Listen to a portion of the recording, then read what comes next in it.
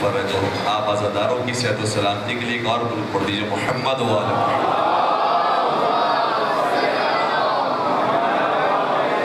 اس مجلس کی قبولیت کے لیے بانیان مجلس کے رسم اضافے کے لیے آپ تمام کی تشریف آور کی قبولیت کے لیے ایک اور آواز بلند درود پڑھ دیجئے محمد و آل محمد.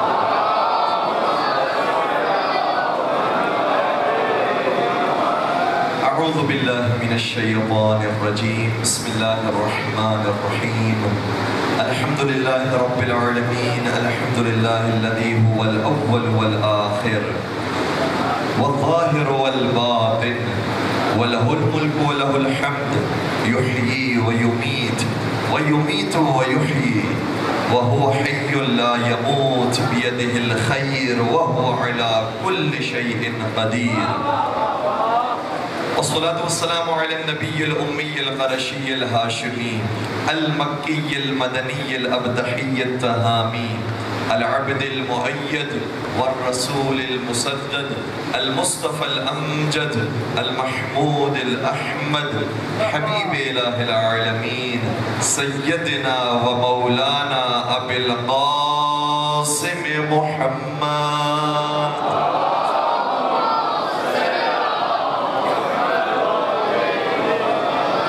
بيته الطيبين الطاهرين المعصومين المظلومين الذين أذهب الله عنهم الرجس وطهرهم تطهيرا.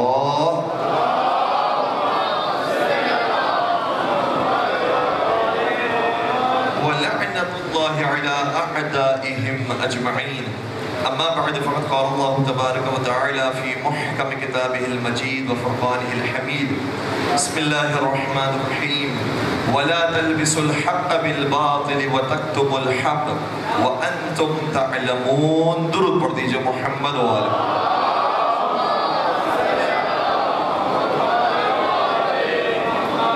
اعزانی گرامی قدر آپ کی محبتیں جو ہمیں یہاں پر لے کر آئی ہے، ورنہ اس کے فوراً بعد ہمیں ایئرپورٹ کی طرف روانہ ہونا ہے اور ہماری فوراً سے فلائٹ ہے، اس لیے ہم مجلس کے بعد زیادہ دیر آپ کی خدمت میں موجود نہیں رہ پائیں گے. انشاءاللہ پروردگار آپ تمام کو صحت و تندرستی نصیب فرمائے اور آپ کے حوالے ہم اپنی دعاؤں کو کر کے جائیں گے.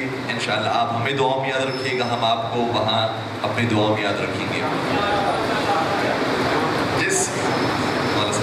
جس آیہ کریمہ کی تلاوت کا شرف حاصل کیا اس میں ارشاد ہو رہا ہے کہ وَلَا تَلْبِسُوا الْحَقَّ بِالْبَاطِلِ. خبردار حق کے ساتھ باطل کو مخلوط نہ کرو. جو حق ہیں انہیں حق رہنے دو، جو باطل ہیں انہیں باطل رہنے دو. وَتَكْتُمُوا الْحَقَّ. اور نہ ہی حق کی پردہ پوشی کرو. وَأَنْتُمْ تَعْلَمُونَ. جبکہ تم جانتے ہو کہ کہاں حق ہے. اس کا مطلب یہ ہوا کہ یہ آیت وہ ہے کہ جو عوام سے مخاطب نہیں ہے جنہیں حق ہی نہیں معلوم. یہ آیت ان سے مخاطب ہے کہ جنہیں خوب حق معلوم ہے. ان علماء سے یہ آیت مخاطب ہو رہی کہہ رہی ہے کہ تمہیں معلوم ہے کہ حق کہاں پر ہے، باطل کہاں پر ہے. اب انہیں مخلوط نہ کرو، نہ ہی انہیں چھپاؤ، انہیں واضح کر کے بتاؤ کہ حق کس کے ساتھ ہے اور باطل پر کون ہے. ہمارے ایک شیعہ عالم دین تھے، وہ جب یورپ گئے تو وہاں پر ایک یہودی عالم دین سے ملاقات ہوئی. اس یہودی عالم دین نے اگر شکایت کی، کہا کہ آپ ہر جمعے کے دن ہم پر لعن طعن کرتے ہیں. کہا یہ ہمارا تو شیوا نہیں ہے. کہا کہ کیوں نہیں؟ آپ جو ہر جمعے کے دن نماز جمعہ پڑھتے ہیں تو اس میں سورہ جمعہ کی تلاوت کرتے ہیں، اور سورہ جمعہ کے اندر یہ آیت موجود ہے کہ مثل الذین حملوا التوراۃ ثم لم يحملوها كمثل الحمار يحمل اسفارا. بعض تورات کے اٹھانے والے ایسے ہی ہیں کہ جیسے وہ اٹھاتے ہوں کہ جیسے گدھوں کے اوپر کتابیں لاد دی گئی. کہا کہ آپ کا قرآن تو ہمیں گدھا کہہ کے مخاطب کر رہا ہے، ہم کتابوں کو ایسے اٹھاتے ہیں کہ جیسے گدھے نے اپنے اوپر اٹھائی ہوئی ہے. انہوں نے بڑا خوبصورت جواب دیا کہ اگر تم تورات پر عمل کرو گے تو پروردگار کا رضی تم مومن قرار پاؤ گے. اور یہ آیت میں قرآن کریم کے اندر موجود ہے ان الذین آمنوا والذین ہادوا والنصارى والصابئین من آمن باللہ والیوم الآخر وعمل صالحا فلہم اجرہم عند ربہم ولا خوف علیہم ولا هم يحزنون. وہ لوگ کہ جو مؤمن اور مسلمان ہیں اور وہ جو یہودی ہیں اور وہ جو عیسائی ہیں اور وہ جو سابین ہیں، ان میں سے جو بھی اللہ پر سچا ایمان لے کر آ جائے، کچھ بولیے گا، اور آخرت پر بھی ایمان رکھتا ہو، عمل صالح بھی انجام دیتا ہو، پروردگار فرما رہا ہے یہ سب کے سب اگر سچا ایمان رکھنے والے ہو جائیں فَلَهُمْ أَجْرُهُمْ عِنْدَ رَبِّهِمْ، پروردگار کی طرف سے ان کے لیے اجر موجود ہے۔ تو کہا کہ ہم ہر یہودی کی بات نہیں کرتے، ان یہودی علماء کی بات کرتے ہیں جنہیں حق معلوم تھا لیکن انہوں نے چھپایا۔ انہیں قرآن یہ کہہ رہا ہے کہ ان کی مثال گدھوں کی طرح ہے جو اپنے اوپر کتابیں لاد کے بیٹھے ہوئے لیکن وہ حق بیان نہیں کرتے ہیں۔ کہا کہ تم پریشان نہ ہو، جو حالت یہودی مولویوں کی قرآن کی نگاہ میں ہے وہی مسلمان مولویوں کی بھی قرآن کی نگاہ میں۔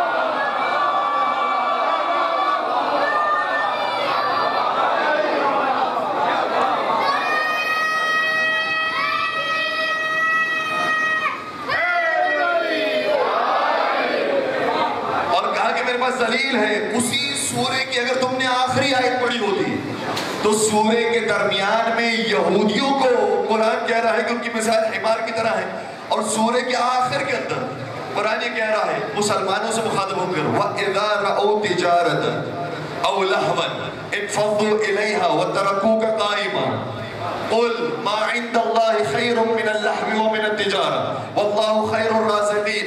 کچھ مسلمان ایسے ہیں جو آپ کے پیچھے نماز تو پڑھتے ہیں لیکن جب کوئی تجارتی کاروان آتا ہے یا لہو و لعب کی محفل ہوتی ہے تو یہ آپ کو چھوڑ کر اس کے پیچھے چلے جاتے ہیں۔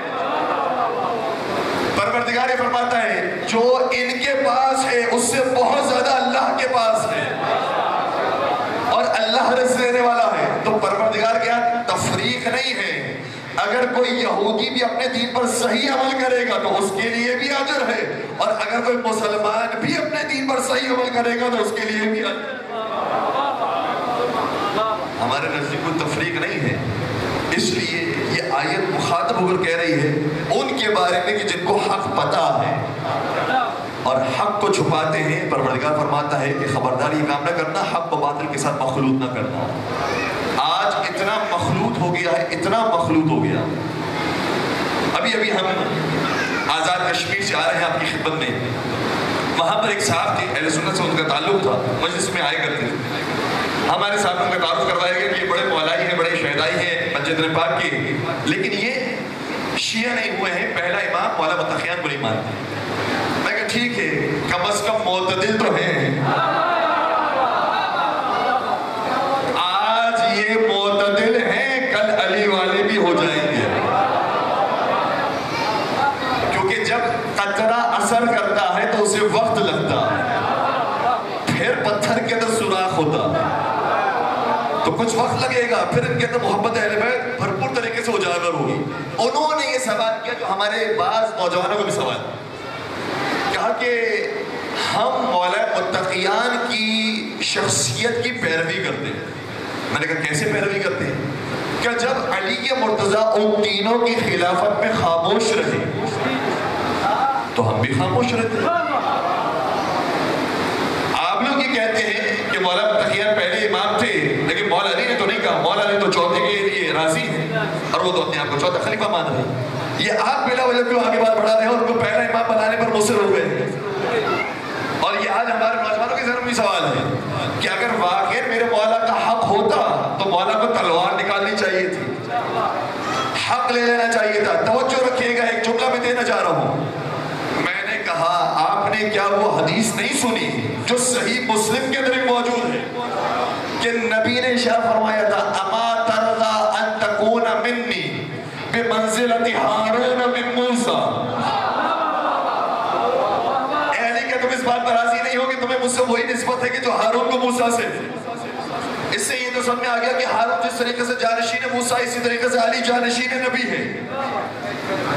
دوسری بات جو ایک اور سمجھ میں آتی ہے، میرے بچے توجہ کریں گے، وہ یہ ہے کہ حضرت موسیٰ اپنی قوم کو 40 دنوں کے لیے چھوڑ کر گئے تھے۔ جب چھوڑ کر گئے تو ساری قوم گمراہ ہو گئی، سامری کو پوجنے لگی، گوسالہ پرستی کرنے لگی، سامری کی پیروی کرنے لگی۔ جب موسیٰ علیہ السلام پلٹ کر آئے تو دیکھا کہ ساری قوم بگڑ گئی. حضرت ہارون سے سوال کیا, اے ہارون تم نے اپنی قوم کی اصلاح کیوں نہیں کی؟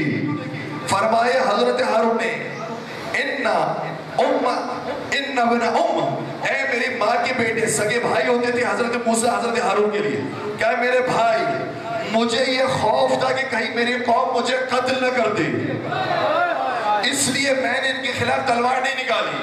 میں کہوں گا علی کی مثال ہارون کی طرح ہے. تلوار علی اس لیے نہیں نکالیں گے کہ کہیں خون خرابہ نہ ہو جائے اور دنیا والے بعد میں یہ نہ کہیں کہ علی نے اپنے تخت و تاج کے لیے مسلمانوں کا قتل کر دیا.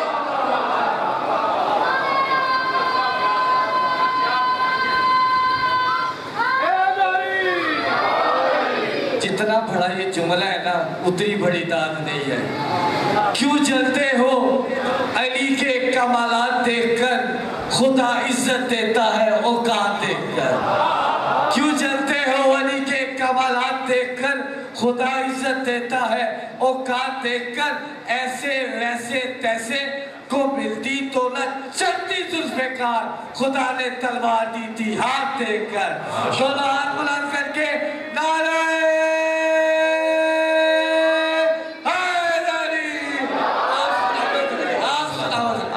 سلامت رہے.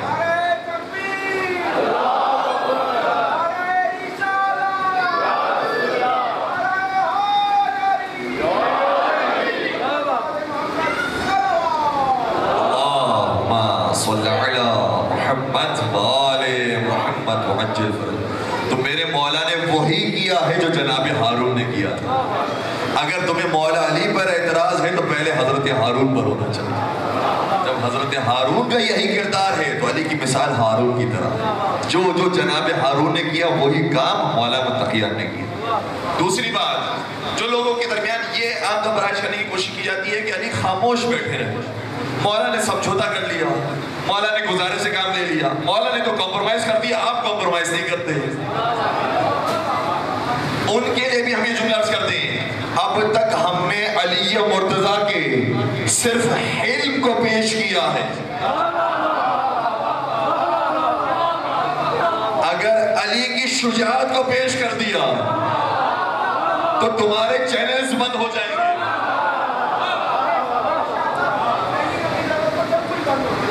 اس لیے ہم علی کی خاموشی کو سے بیان کر رہے ہیں. اور میرے مولا کی خاموشی بھی ویسی تھی کہ جیسے نبی کی خاموشی تھی. کیا نبی نے مکہ کے اندر حجر اسود کو نصب کرنے کے موقع پر سارے کفار نے مکہ کو شامل نہیں کیا تھا؟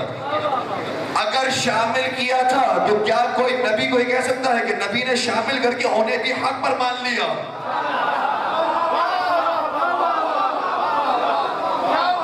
ساتھ دینے کا یہ مطلب نہیں کہ انہیں حق پر مان لیا. ساتھ دینے کا مطلب یہ ہے کہ کردار مصطفیٰ کیا ہے,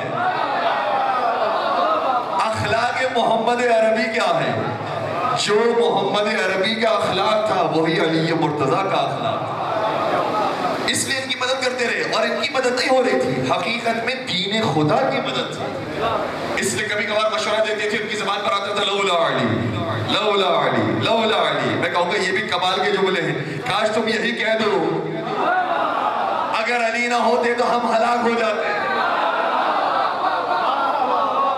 انہوں نے زندگی پر کہا تھا لولا علی لولا علی لولا علی, ہم نے ایک مرتبہ کہہ دیا مولا علی.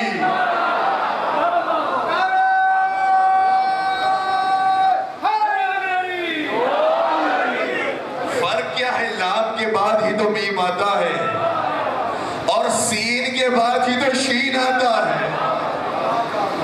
تم لام پر رک گئے, ہم میم تک آ گئے. تو علی مولا کا کردار یہ تھا کہ انہوں نے دین خدا کی مدد کرنے کے لیے انہیں مشورے بھی دیے, لیکن مشورے دینے کے ساتھ ساتھ وہ کردار بھی موجود ہے علی کا. میں صرف اشارہ کروں گا اپنے نوجوانوں کے لیے بطور خاص کہ مولا متقیان کی دعائے صنم قریش ذرا گھر میں جا کر پڑھیے گا تو آپ کو پتہ چلے گا علی مرتضیٰ نے کس کس پر لعنت بھیجی ہے. اور لعنت خدا نہ خاصہ کو یہ نہ سمجھے کہ گالی ہوتی ہے, نہیں, گالی دینے سے قرآن نے منع کیا ہے. وَلَا تَسُبُّ الَّذِينَ يَدْعُونَ مِن دُونِ اللَّهِ فَيَسُبُّ اللَّهَ عَدْوًا بِغَيْرِ عِلْمٍ. خبردار جھوٹے خداؤں کو بھی گالی نہ دو. کیوں؟ اس لیے کہ تمہارے سچے خدا کو وہ گالی دیں گے. کہوں گا جب چھوٹے خدا کو گالی دینے کی اجازت نہیں ہے تو چھوٹے خلیفہ کو گالی دینے کی اجازت کیسے؟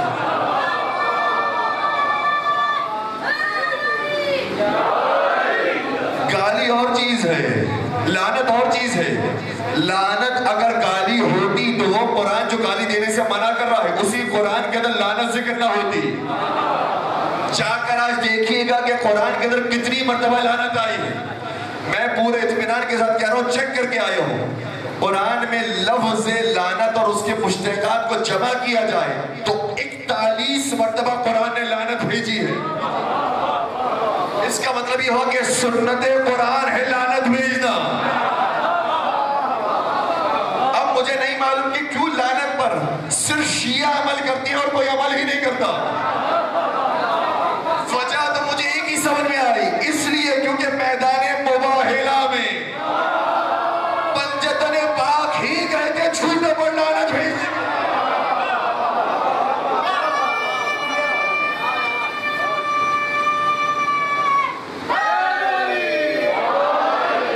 جو پنجتن کے منکر ہیں وہ لعنت کے بھی منکر ہیں، جو پنجتن کے ماننے والے ہیں وہ لعنت کے بھی ماننے والے ہیں، جو قرآن کے ماننے والے ہیں وہ لعنت کے بھی ماننے والے ہیں۔ اور قرآن نے مسلسل لعنت بھیجی ہے، مشرکوں پر، کافروں پر، منافقوں پر، جھوٹوں پر لعنت بھیجی ہے۔ اور مباہلہ کے میدان میں میرا سوال یہ ہے کہ وہ لعنت جو بھیجنے کے لیے پنجتن پاک چلے تھے، عیسائیوں نے تو معافی مانگ لی، لعنت سے بچ گئے، سوال یہ وہ لعنت پھر کہاں چلے گئی؟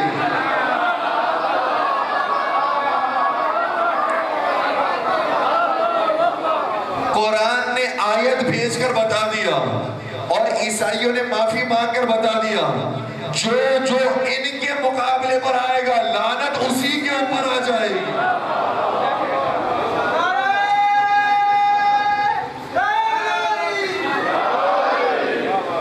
تو لعنت اور چیز ہے، گالی اور چیز ہے۔ لعنت کا مطلب کیا ہے؟ لعنت کا مطلب بہت آسان ہے۔ لعنت کا مطلب یہ ہے کہ ہماری دعا یہ ہے کہ پروردگار ان ہستیوں پر اپنی رحمت نازل نہ کرے۔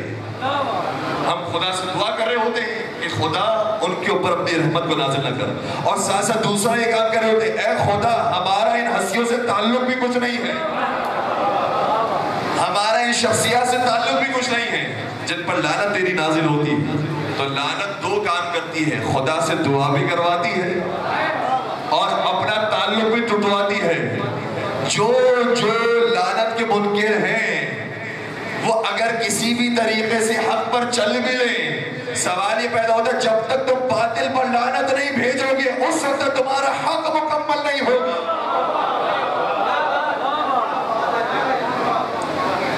تو لعنت قرآن کریم کے اندر ذکر ہے، اس لیے ہم لعنت کا اظہار کرتے ہیں، قرآن کریم میں بھیجی ہے اور پنجتن پاک نے باقاعدہ جا کر بتایا ہے کہ ہم لعنت بھیجنے کے لیے گئے۔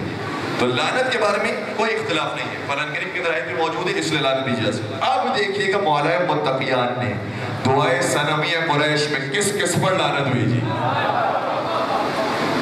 اور پھر ایک عمل کیا یہ متفقون علیہ نہیں ہے، صحیح بخاری کے اندر موجود نہیں ہے کہ سیدہ کونین اپنا حق مانگنے کے لیے دربار میں گئی اور اس شخص نے جھٹلا دیا، تو صحیح بخاری کا جملہ 4 مقامات پر موجود ہے، لفظ بدل بدل کر، جہاں پر ایک جملہ یہ ہے فَغَضِبَتْ فَاطِمَةُ بِنْتُ رَسُولِ اللَّهِ، جب اس نے حق نہیں دیا تو فاطمہ زہرا غضبناک ہو گئی، فَحَجَرَتْهُ، اور پھر اس سے دوری اختیار کی اور اس سے دشمنی اختیار کی، فَلَمْ تَزَلْ مُحَاجِرَتُهُ حَتَّى تُوفِيَتْ، اور یہ دشمنی بی بی اور اس کے درمیان باقی رہی یہاں تک کہ بی بی اس دنیا سے چلے گئی۔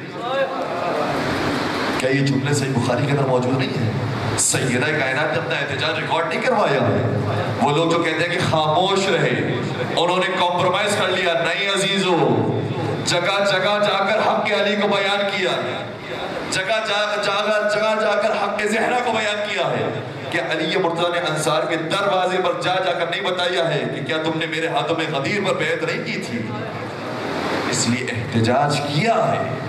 احتجاج کو ہم بیان اس لیے نہیں کرتے ہیں کہ کہیں تمہارے چینلز بند نہ ہو جائیں، اس لیے اچھے طریقے سے اپنی کتابوں کا بھی مطالعہ کرو، اور تمہاری کتابوں کے اندر کچھ کتابوں کے اندر باتوں کو چھپایا گیا ہے، اگر اس کے اندر بیان نہیں کیا گیا تو ہماری کتابوں کو دیکھو، ہماری کتابیں ہمارے راویوں نے نہیں لکھی ہے، بلکہ ایک تازہ کلپ میرے پاس آیا جس میں ایک جدید عالم دین، بہت بڑے عالم دین، وہ ویڈیو کے اندر بیان فرما رہے ہیں کہ ہمارے پاس صحیح ستہ کی جتنی بھی روایتیں آئی ہیں وہ سب کی سب شیعہ راویوں کے ذریعے ہماری کتاب، اور یہ عالم اہل سنت کا جملہ ہے کہ اگر ہم شیعہ راویوں کو نہ مانیں تو ہماری صحیح ستہ ختم ہو جائے۔ ہماری کتابوں میں اگر یہ روایتیں موجود ہیں تو انہیں راویوں کے ذریعے آئی ہیں، لہٰذا ان راویوں نے بیان کیا ہے کہ کس کس مقام پر اہل بیت نے احتجاج نہیں کیا۔ اور جناب سیدہ کا یہ جملہ بھی متفق علیہ جملہ ہے، بی بی عائشہ فرماتی ہے وَاللَّهِ لَأَدْوَنَّ عَلَيْكَ فِي كُلِّ صَلَاةٍ أُصَلِّيَا، خدا کی قسم میں جتنی نمازیں پڑھوں گی تمہارے لیے بد دعا کروں گی۔ احتجاج کیا ہے، ریکارڈ کروایا ہے احتجاج۔ تو خبردار کو یہ نہ کہے کہ دوستیاں قائم ہو گئی تھی، محبتیں قائم ہو گئی تھی، یہ تو ہم بیان نہیں کرتے ہیں۔ اگر آپ کتاب کو دیکھیں گے تو ساری چیزیں موجود ہیں۔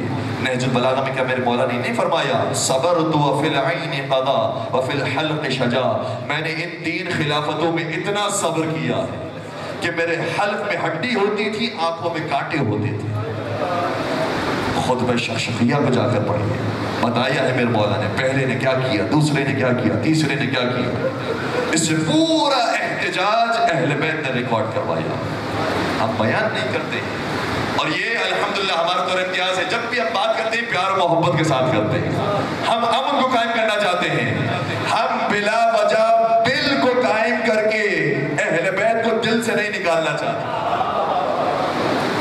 یہ بل بھی ابھی پاس کرنے کی کوشش کی گئی ہے، عجیب بل ہے، سنیے گا۔ بل کا عنوان رکھا ہے توہین صحابہ اور اہل بیت بل۔ اس بل کا عنوان کیا ہے؟ توہین صحابہ اور اہل بیت بل۔ کیا اہل بیت سے اوپر صحابہ آ سکتے ہیں؟ اہل بیت سے مقدم صحابہ ہو سکتے ہیں؟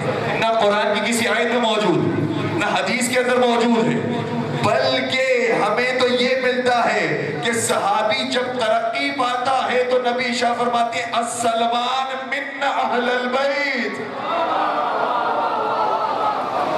صحابی جب ترقی پائے تو اہل بیت میں آتے ہیں، اہل بیت ترقی پائے تو صحابہ میں شامل نہیں ہوتے۔ اس لیے بل ہونا چاہیے تو اس کا نام ہی ہونا چاہیے توہین اہل بیت اور صحابہ۔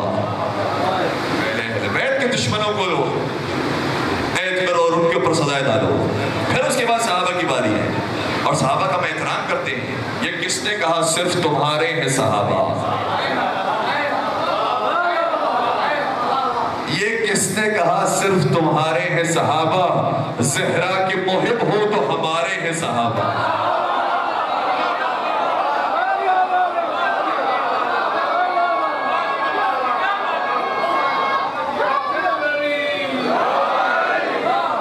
یہ کس نے کہا صرف تمہارے ہیں صحابہ؟ زہرا کے محب ہو تو ہمارے ہیں صحابہ۔ جس نے محمد سے وفا کر کے دکھائی توحید کی نظروں میں وہ سارے ہیں صحابہ۔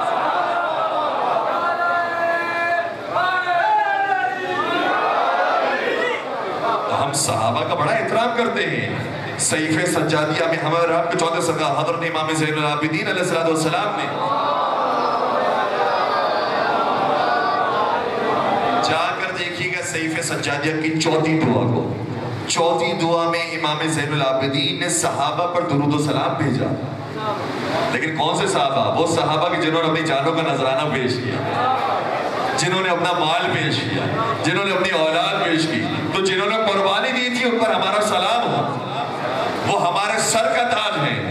اسی لیے ہم سلمان کی بھی عزت کرتے ہیں، ہم حضرت ابو ذر کی بھی عزت کرتے ہیں، حضرت مقداد کی بھی عزت کرتے ہیں، حضرت عمار یاسر کی بھی عزت کرتے ہیں، حضرت حذیفہ یمانی کی بھی عزت کرتے ہیں، حضرت بلال حبشی کی بھی عزت کرتے ہیں، حضرت عبداللہ ابن عباس کی بھی عزت کرتے ہیں، حضرت عبداللہ ابن مسعود کی بھی عزت کرتے ہیں، محمد ابن ابی بکر کی بھی عزت کرتے ہیں۔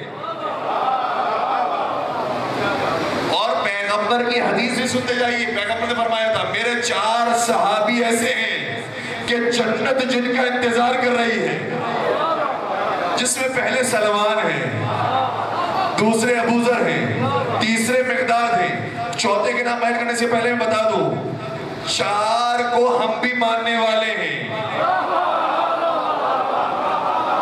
لیکن شرط یہ ہے کہ اس میں پہلا سلمان ہو، آخری علی ابن ابی طالب علیہ السلام۔ اور نبی نے شاہ فرمایا یہ جو 3 ذکر کیے ہیں ان کے سید و سردار وہ چوتھا علی ابن ابی طالب علیہ السلام۔ تو یہ 4 ہستیاں ہوا ہیں، 4 صحابہ کا جنت بھی انتظار کر رہی ہے، اس لیے صحابہ کرام کا مقام مرتبہ بہت بلند ہے۔ اور علی ابن ابی طالب کو اگر تم کچھ نہیں مانتے ہو کم از کم صحابی تو مانو۔ ابھی تم نے کہا کہ توہین صحابہ کرنے سے انسان کو جیل ہو جائے گی، پھر ذرا ان کتابوں کو نکالو کہ جو 40 سال تک علی کی شان میں توہین کرتا رہا، اس کو مانتے کیوں ہو؟ میرا سوال یہ ہے کہ جو علماء بیان کرتے ہیں، جو ذاکرین پڑھتے ہیں، وہ کسی کتاب کو دیکھ کر پڑھتے ہیں؟ ہے میرے ساتھ؟ کسی کتاب کو دیکھ کر پڑھتے ہیں۔ اگر علماء کی زبانیں بند کرنا چاہتے ہو تو ان کتابوں کو چھپوانا بند کر دو۔ بڑے قیمتی جملے میں پیش کر رہا ہوں، ہمارے پاس کوئی سورس ہوتا ہے جہاں سے ہم مطلب کو بیان کرتے ہیں، تو وہ سورس ہی بند کر دو۔ اور ہم یہ کہتے ہیں کہ آپ سورس بند کر دیجئے، کیونکہ ہم اپنے ممبروں سے جو سناتے ہیں یا وہ صحیح بخاری ہوتی ہے، یا وہ صحیح مسلم ہوتی ہے، یا وہ صحیح سندہ ہوتی ہے، یا مسند احمد بن حنبل ہوتی ہے، یا تفسیر کبیر ہوتی ہے، یا الکامل فی التاریخ ہوتی ہے، یا تفسیر زمخشری ہوتی ہے، تم ان کتابوں پر پابندی لگا دو، ہم صحابہ پر بولنا چھوڑ دیں گے۔ ٹھیک ہے، تو سورس کو بند کر دو۔ سب سے پہلے اگر بل پاس ہونا چاہیے تو ان کتابوں کے خلاف ہونا چاہیے جس میں رسول کی بھی توہین کی گئی ہے، خدا کی بھی توہین کی گئی ہے، صحابہ کی بھی توہین۔ ان کتابوں کے اوپر پہلے پابندی لگاؤ۔ اور پھر میرا سوال تو یہ ہے کہ توہین کا مطلب کیا ہوتا ہے؟ توہین کا مطلب اگر حقیقت بیان کرنا ہوتا ہے تو پھر یہ توہین تو خود قرآن نے بھی کی ہے۔ مجھے لگتا ہے آپ تھک گئے۔ کیا قرآن نے ان افراد کے بارے میں جو اپنی زبان سے لا الہ الا اللہ محمد رسول اللہ کہتے تھے، ان کے لیے کیا سورہ منافقون نازل نہیں کیا؟ اس کا مطلب یہ ہوا کہ سورہ منافقون یہ بتا رہا ہے کچھ ایسے تھے جو زبان سے محمد رسول اللہ کہتے تھے لیکن محمد کو مانتے نہیں تھے۔ چاہے جنگوں کی بات ہو، چاہے قلم و کرتاس کی بات ہو، ہائے ہائے ہائے۔ میں ابن ابی الحدید معتزلی کی کتاب شرح نہج البلاغہ سے آپ کی خدمت جملہ پیش کر رہا ہوں، شاید ہمارے نوجوانوں نے جملہ نہ سنا ہو۔ علی مرتضیٰ کی فضائل تم سنتے رہتے ہیں، ان کی شجاعت کا ذکر تم سنتے رہتے ہیں کہ ایک ہی جنگ میں جتنا پورا لشکر مارتا تھا اتنا اکیلے تنہا علی ابن ابی طالب واصل جہنم۔ اب سوال یہ ہے کہ باقی جو بڑے بزرگ تھے وہ کیا کرتے تھے؟ انہوں نے کتنے لوگوں کو مارا؟ انہوں نے کتنے لوگوں کو زخمی کیا؟ ابن ابی الحدید معتزلی نے شرح نہج البلاغہ میں لکھا، کہتا ہے کہ ان کی شان یہ تھی کہ انہوں نے کبھی تلوار ہی نہیں نکالی، کبھی تیر ہی نہیں چلایا، مارنا تو بہت دور کی بات، کسی کا خون نہیں بہایا۔ قرآن یہ کہہ رہا ہے فضل اللہ المجاہدین علی القائدین درجہ۔ یہ میری آپ کی کتاب کسی مفتی کا فتویٰ نہیں ہے، قرآن کی آیت یہ ہے کہ بیٹھ جانے والوں پر جو جہاد کرنے والے ہیں ان کو فضیلت حاصل ہے۔ اس لیے ہم اس کا ذکر کرتے ہیں جو قرآن کی نگاہ میں با فضیلت ہے۔ علی ابن ابی طالب کا ذکر ہم اس لیے کرتے ہیں کیونکہ ہر میدان میں علی سر فہرست نظر آتے ہیں، چاہے وہ میدان جنگ ہو، چاہے وہ عبادت خانہ ہو، چاہے وہ سخاوت کا میدان ہو، چاہے وہ عبادت کا میدان، ہر جنگ میں علی علی دکھائی دیتے ہیں۔ تو پہلی بات یہ کہ بل اس کا عنوان ٹھیک کیجیے۔ دوسری بات یہ ہے کہ توہین کا مطلب بتائیے، کیونکہ توہین تو پھر قرآن کریم کے اندر بھی آپ کو بہت جگہ پر مل جائے گی۔ دوسری چیز یہ کہ صحابہ کے بارے میں بتائیے، صحابہ کہتے کسے ہیں؟ ٹھیک ہے، یہ کچھ تعریفیں آپ واضح کر دیجیے۔ اس کے بعد اگر بل پاس کرنا ہی ہے تو میرا ایک اور سوال یہ ہے، کیا کبھی رسول خدا نے کسی صحابی کی توہین کرنے پر سزا دی ہے؟ بھائی تھک گئے ہیں،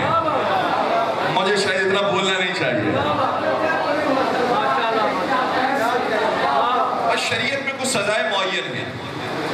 اگر کوئی رسول اللہ کے زمانے میں شراب پیتا تھا تو اس کو تازیانے مارے جاتے ہیں، سزا معین تھی، شراب پینے والے کی سزا ہے. اگر کسی نے ناحق کسی کو قتل کر دیا اس کی سزا معین ہے، ٹھیک ہے. اگر کسی نے چوری کر لی اس کی سزا معین ہے. اگر کسی نے کسی پر جھوٹا الزام لگایا ہے، قذف کیا ہے، اس کی سزا معین ہے. تو شریعت نے کچھ حرام کاموں کے لیے سزا معین کی ہے. مجھے یہ بتا دیجئے کہ پیغمبر کی پوری زندگی میں کیا کبھی پیغمبر نے کسی صحابی کی توہین کرنے پر کوئی سزا دی؟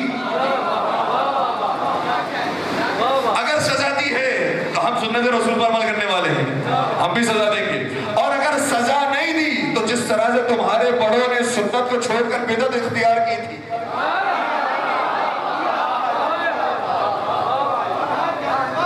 آج ایک اور بدعت شروع ہونے والی ہے.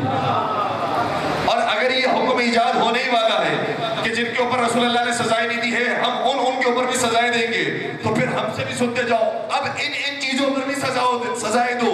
کس چیز پر؟ ایک اور بل پاس کرو، توہین مساجد اور امام بارگاہ کا بل.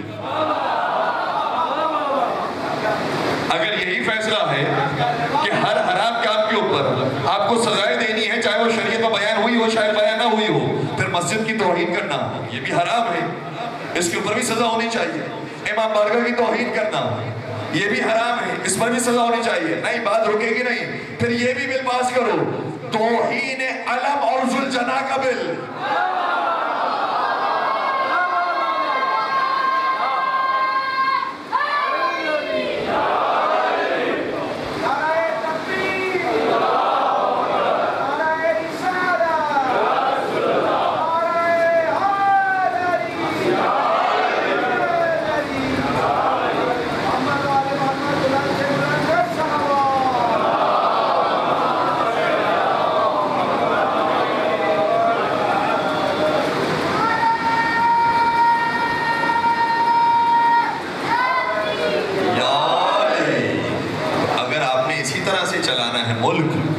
ہر چیز پر ہی سزا دیجیے، پھر یہ سزائیں کم نہیں ہوگی، بڑھتے ہی جائیں گی.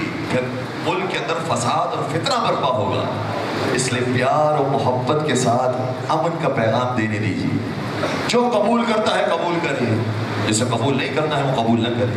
کیونکہ قرآن نے بیان کیا ہے اِنَّا هَدَيْنَاهُ السَّبِيلَ إِمَّا شَاكِرًا وَإِمَّا كَفُورًا. ہمارا کام ہے راستہ بتا دینا، اب تمہاری مرضی ہے کہ تم شکر گزار بن جاؤ یا ناشکرے بن جاؤ. ہمارا کام بھی ممبر سے صرف راستہ بتا دینا ہوتا، باقی سننے والے کی مرضی ہے ہدایت یافتہ ہو جائے یا اپنے دین پر باقی رہے. تو ہمارا کام ہم ان کے ساتھ پیغام پہنچانا ہے، اور یہی کام نبی اکرم حضرت محمد مصطفیٰ صلی اللہ علیہ وسلم.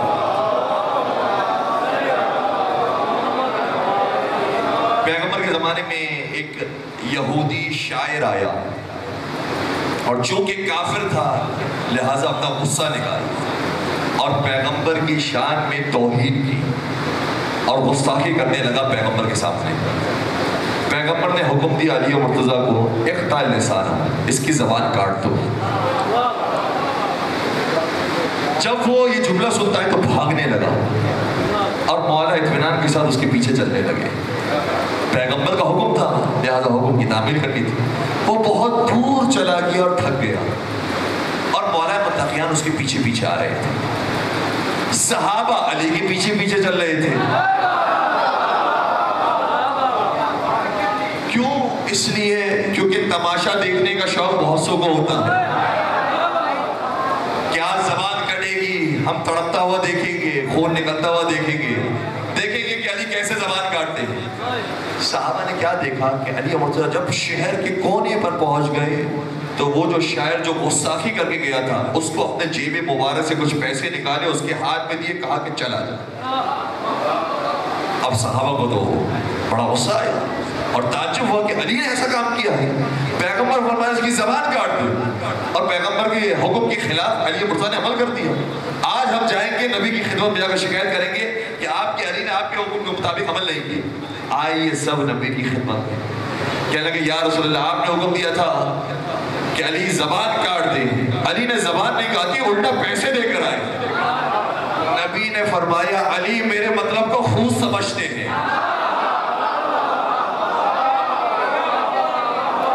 صرف زبان تلوار سے نہیں کاٹی جاتی، کبھی مال سے بھی کاٹی جاتی.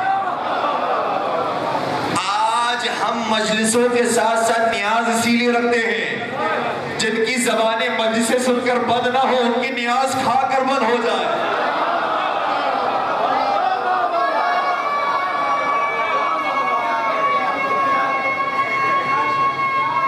والا سلام بدر. اور جس کو میرے مولا نے پیسے دیے تھے، اگلے دن وہ شاعر دوبارہ نبی کی خدمت میں آیا. کل آیا تھا تو توہین کرتا ہوا آیا تھا، آج آیا تو نعت رسول مقبول لکھ کر آیا.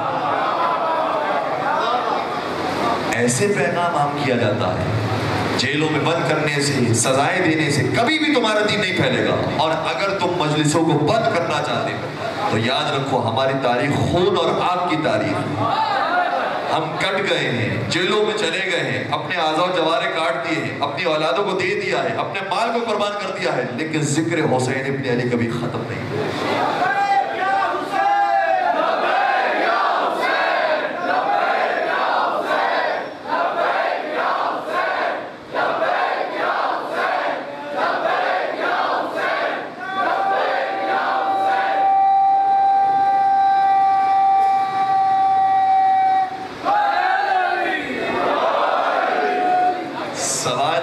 عجیب بات ہے، مولوی اپنے محلے میں جوانوں کو جوا کھیلتا ہوا دیکھتا ہے تو نہیں روکتا.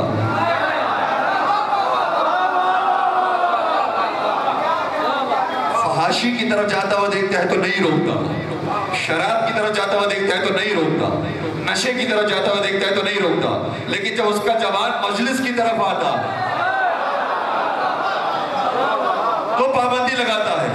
میں ذرا مولویوں سے کہوں گا ہوش کے ناخن لو. شراب خانوں پر پابندی لگاؤ، جوا خانوں پر پابندی لگاؤ، کانسرٹس پر پابندی لگاؤ، حرام محفلوں پر پابندی لگاؤ. مجلس پر پابندی کیوں لگاتے ہو؟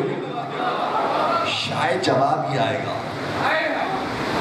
جب میرا جوان کانسرٹ کی طرف جاتا ہے تو کانسرٹ سے پھر اپنے گھر واپس آ جاتا ہے.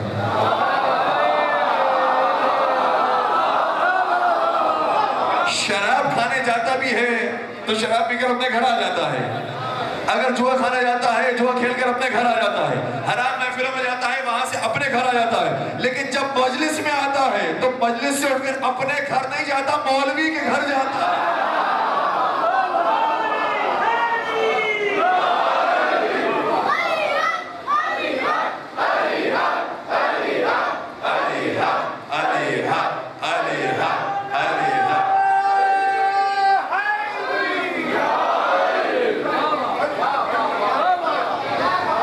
تو مولوی کو مسئلہ یہ ہے کہ اگر میں نے مجلسوں پر پابندی نہیں لگائی تو پھر مجھے جوانوں کو جواب دینا پڑے گا. سقیفہ کسے کہتے ہیں؟ فدق کسے کہتے ہیں؟ غدیر کسے کہتے ہیں؟ کربلا کسے کہتے ہیں؟ جب ان سوالوں کے جوابات دینے پڑیں گے تو مشکل ہو جائے گا. بہتر یہ ہے کہ جہاں سے وہ سن کر آیا ہے اسی پر پابندی لگا دو تاکہ وہ سن ہی نہ سکے کہ کیا ذکر حسین ہو رہا ہے اور کیا ذکر علی ابن ابی طالب ہو رہا ہے. اور آج ایک اور آواز بھی بلند ہوئی ہے. بعض افراد خوش عقیدہ ہیں، محبت میں آتے ہیں، اور پروردگار سبھی کو سلامت رکھے اور خدا ان کی نیک توفیقات میں اضافہ فرمائے. اپنے لباس کے اندر آتے ہیں، محبت کے ساتھ آ کر مجلس میں بیٹھتے ہیں. جب ایک مرتبہ سوال کیا گیا کہ کیا مجلس میں کالا لباس پہن کر آنا کیا آپ کے نزدیک حرام ہے؟ اور ان کا نہیں، حرام نہیں ہے. جب سوال کیا کہ عزاداری کے اندر ہم جو اپنے عقیدے پر ہیں ان کے مسلک کے مطابق کیا اس کے مطابق عزاداری کے اندر کالا لباس پہننا مکروہ ہے؟ ان کا نہیں، مکروہ بھی نہیں ہے. تو کہا پھر مسئلہ کیا ہے؟ جب 10 محرم کی تاریخ آتی ہے آپ سفید لباس پہن کر آتے ہیں. آپ نے دیکھا ہی نہیں دیکھا؟ عاشور کا دن آتا ہے کالے لباس کے بجائے سفید لباس پہن کر آتے ہیں، رنگ برنگی لباس پہن کر آتے ہیں، کالے لباس کبھی نہیں پہنتے. جب آپ نے سوال کیا کہ کیوں کالے لباس نہیں پہنتے؟ کہتے اس لیے تاکہ ہماری شیعوں سے شباہت نہ ہو جائے. ہم اگر شیعوں جیسے ہو گئے تو لوگ کہیں گے کہ تم بھی شیعہ ہو گئے ہو، اس لیے ہم کالے لباس نہیں پہنتے ہیں. وہ شیعوں کا لباس ہے. ہم جس کی شباہت اختیار کریں گے ہم بھی اسی میں سے ہو جائیں گے, کیونکہ رسول نے شاہ فرمایا تھا جس قوم کی تم شباہت اختیار کرو گے اسی کے اندر ہو جاؤ گے.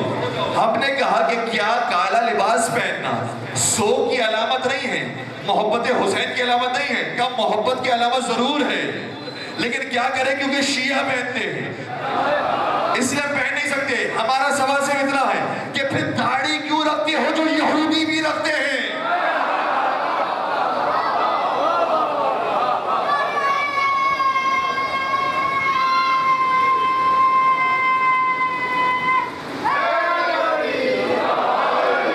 اگر شباہت ہی کی وجہ سے تم نے اپنی چیزوں کو الگ کرنا ہے تو پھر نماز پڑھنا چھوڑ دو, پھر حج کرنا چھوڑ دو, پھر طواف کرنا چھوڑ دو, پھر قرآن پڑھنا چھوڑ دو, پھر روزے رکھنا چھوڑ دو, پھر شریعت پر عمل پڑھنا ہونا چھوڑ دو. کیوں؟ اس لیے کہ سارے کام شیعہ انجام دیں. اس لیے یہ نہ کہو کہ شیعہ کرتے ہیں اس لیے ہم نہیں کرتے. نہیں, تم بھی اگر حسین کے چاہنے والے ہو تو اسی لباس میں آؤ جس لباس میں حسین کا سوگ منایا جاتا. جب تمہارے گھر کے اندر میت اٹھتی ہے تو کون سے لباس پہنتے ہو؟ جب تمہارے گھر کے اندر میت اٹھتی ہے تو تمہاری کیفیت کیا ہوتی ہے؟ آنکھوں سے آنسو جاری نہیں ہوتے. رسول کا بیٹا 3 دن کا بھوکا پیاسا مارا گیا, مسلمانوں نے گھیر کر مارا. پہلے ان کے علی اکبر کو مارا, پھر عباس کو مارا, پھر علی اصغر کو مارا, پھر آقا حسین کو تیروں سے چھٹنی کر دیا, لاش کو پامال کر دیا, سر دو کی نیزہ پر اٹھا دیا. اگر تم حسین سے محبت کرتے ہو تو ویسے ہی آؤ کہ جیسے حسین کا ماتم کرنے والے آتے. بس عزیزو,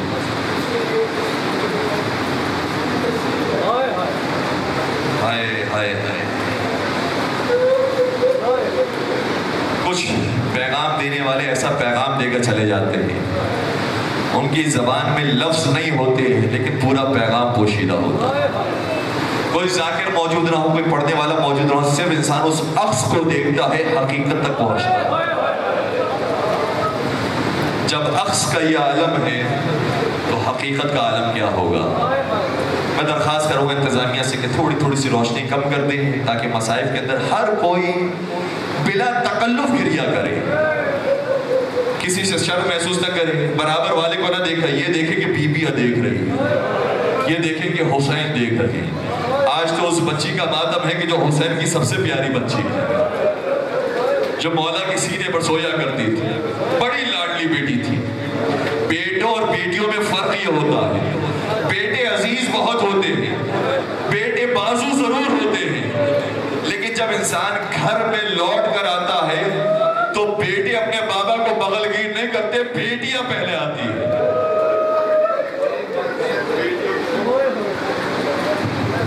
بیٹیوں کی محبت باپ سے الگ ہوتی ہے.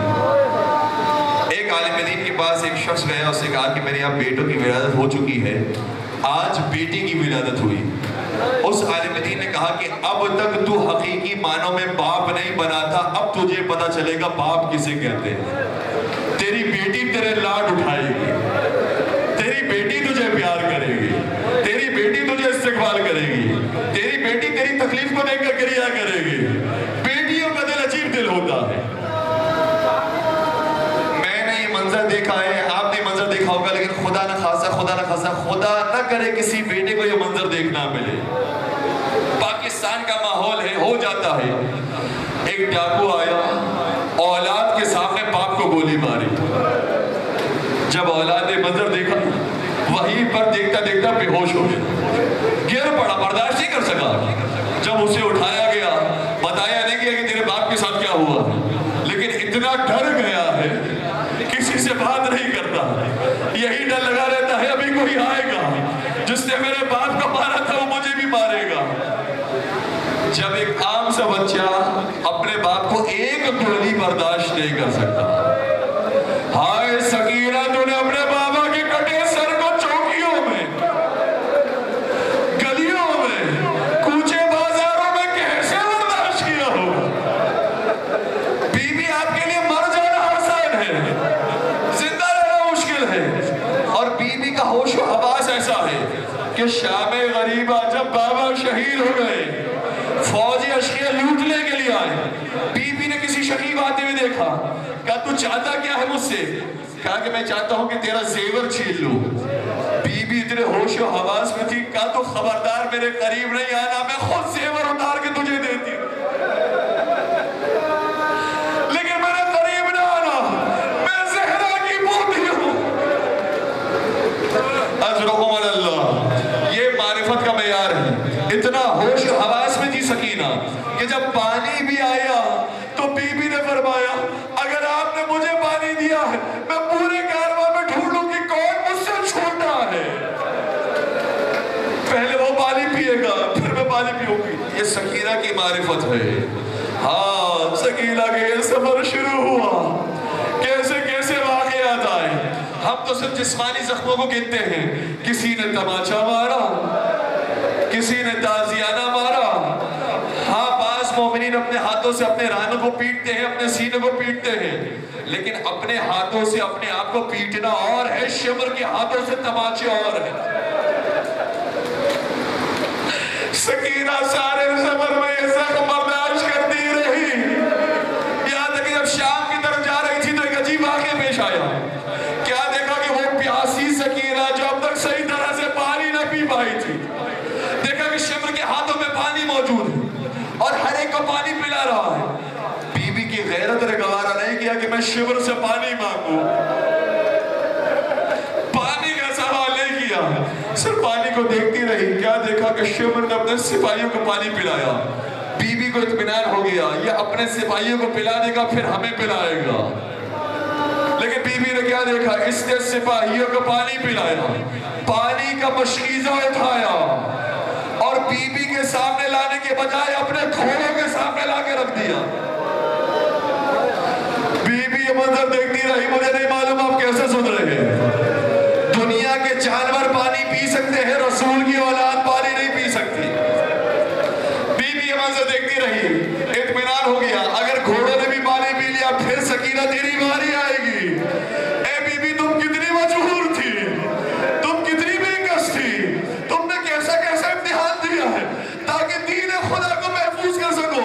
اب کیا دیکھا، شمر نے جانوروں کو پانی پلایا، مشکیزہ اٹھایا، سکینہ کی صورت دیکھی، سکینہ کے قریب آیا، قریب ہاتھ اگر کہا کہ اے سکینہ پانی پینا چاہتی ہے، بی بی نے اپنے ننھے ننھے سے ہاتھوں کو پھیلایا، شخیر پانی ڈالا، لب تر ہونا تو بہت دور کی بات، ہاتھ بھی تر نہیں ہوئے۔ کیوں؟ اس لیے کہ شمر نے پانی سارا زمین پر گرا ڈالا۔ بی بی کے سامنے سارا پانی زمین پر بہا ڈالا۔ بی بی کی بے کسی دیکھیے گا، اتنی پیاسی تھی سکینہ، پانی کو جب زمین پر گرتے ہوا دیکھا اپنے آپ کو اسی زمین پر گرا دیا اور اپنے آپ کو پانی سے مس کرنا شروع کیا۔ کچھ ٹھنڈک مل جائے گی، کچھ پیاس بجھ جائے گی۔ میں کہوں گا سکینہ تم کتنی مظلوم ہو، پانی نہ ملا، اس طریقے سے پانی کے لیے تڑپی، لیکن میں کیا کروں، مجھے آپ کا بھائی علی اصغر بھی دکھائی دیتا جو پانی کے لیے چلا تھا، آپ کا بدن پانی سے تر ہوا، اصغر کا بدن پانی سے نہیں اپنے خون سے تر ہو گیا۔ اجرکم اللہ، اگر آپ تھک گئے تو یہیں پر چھوڑ دوں گا، اور اگر سننا چاہتے ہیں 4 سالہ بچی کے مسائل تو میرا ساتھ دیجئے گا۔ مولا حسین اس بچی کے مسائل سننا چاہتے ہیں، آئے اس بچی نے کیسے مظالم دیکھے۔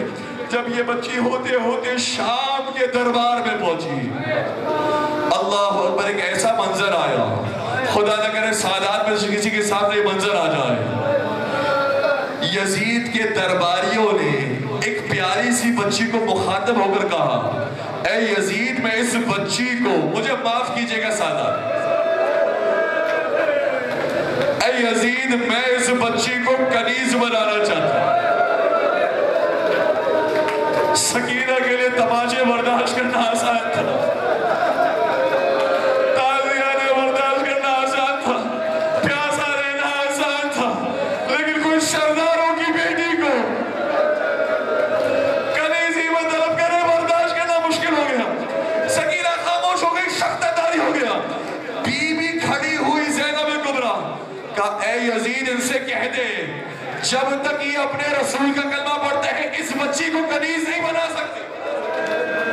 ان لوگوں نے سوال کیا اس بچی کا ہمارے رسول سے تعلق کیا ہے؟ بڑی بی بی نے تعارف کروایا، ارے جس رسول کا تم کلمہ پڑھتے ہو یہ اسی کی نواز ہے۔ ایسا ہو نہیں سکتا کہ تم مسلمان بھی ہو اپنے رسول کی نوازیوں کا نیز بھی بتاؤ۔ اللہ تعالیٰ کیسی کیسی مصیبتیں اس بچی نے برداشت کی۔ بس ایک آخری رات وہ آئی جب بچی نے خواب میں اپنے بابا کو دیکھا۔ بابا کو دیکھنا ایسا ہی تھا جیسے سیدہ کائنات نے رسول خدا کو دیکھا۔ رسول فرما رہے تھے بیٹی تیری تکلیفیں کم ہونے والی ہے، میرے پاس تو آنے والی ہے۔ سکینہ نے دیکھا میں بابا کے پاس جانے والی ہوں، خواب سے بیدار ہوئی، کہنے لگی بھوبی اماں میں بابا آنے والے ہیں، میں بابا کے پاس جانے والی ہوں، میرے بابا بس ابھی آنے والے ہیں۔ ہر بی بی قریب آئی سکینہ سے کہنے لگی اے سکینہ بابا اب کبھی نہ آئیں گے، تو دوبارہ سے سو جا۔ کہ نہیں میرے بابا نے مجھے کہا ہے وہ آئیں گے۔ کہ کیسے ہو سکتا ہے تیرا بابا آ جائے؟ کہ ہو نہیں سکتا میرے بابا وعدہ کرے اور وفا نہ کرے۔ بی بی نے جب پیر بلند کیا مجھے بابا سے ملنا ہے، یزید مجبور ہوا، سر حسین کو سکینہ کے لیے روانہ کیا۔ مجھے اولاد والے معاف کریں گے، دشت میں سر حسین رومال سے ڈھکا ہوا سکینہ کی خدمت میں آیا۔ وہ بیبیاں جو بین کر رہی تھی، رو رہی تھی، اپنے سر کو پیٹ رہی تھی۔ سکینہ نے اپنے سامنے تفتش کو دیکھا، فرمانے لگی مجھے کھانا نہیں چاہیے بابا چاہیے۔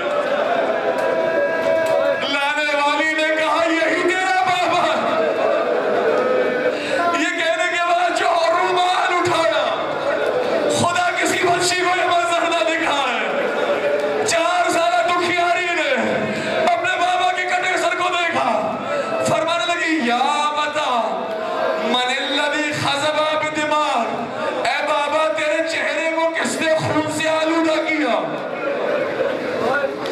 من الذی ذبح وریدک، اے بابا تیری گردن کو کس نے کاٹا؟ من الذی ایتمننی علی صغر سنی، اے بابا کم سنی میں مجھے کس نے یتیم کر دیا؟ اے بابا میں کیا کیا سنا اور تم کیا کیا سنو گے؟ سفر میں میرے ساتھ کیسی کیسی زیادتی ہوئی، لیکن اے بابا یہ بتا تمہاری کیا خبر ہے؟ تم رسول کے آغوش میں ہوتے تھے، رسول تمہیں چوما کرتے تھے، رسول پیار کیا کرتے تھے۔ آج میں آپ کے سر پر تیر کا نشان دیکھتی ہوں، آپ کے چہرے پر تیروں کے نشانات ہیں، آپ کی گردن کٹی ہوئی ہے۔ بابا آپ کے مسائل اور ہیں، میرے مسائل اور ہیں۔ بی بی بیان کرتی رہی کرتی رہی کرتی رہی، یہاں تک کہ سانسیں رک گئی۔ ایک طرف سر حسین گرا، دوسری طرف دختر حسین گری، اہل بیت میں کوہرام برپا ہوا۔ ہائے سکینہ دنیا سے گزر گئی، آخری جملہ اور پھر تابوت برآمد ہوگا، علم عباس علمدار بھی برآمد ہوگا۔ غازی عباس کے روزے پر جایا کرے تو ہر ایک نام لے لیا کرے، مگر یہ نام نہ لیا کرے کیونکہ غازی کو رونا آ جاتا ہے۔ وہ نام کون سا نام ہے؟ وہ نام سکینہ ہے۔ سکینہ کا نام آتا ہے، عباس کی آنکھوں میں آنسو آتا ہے۔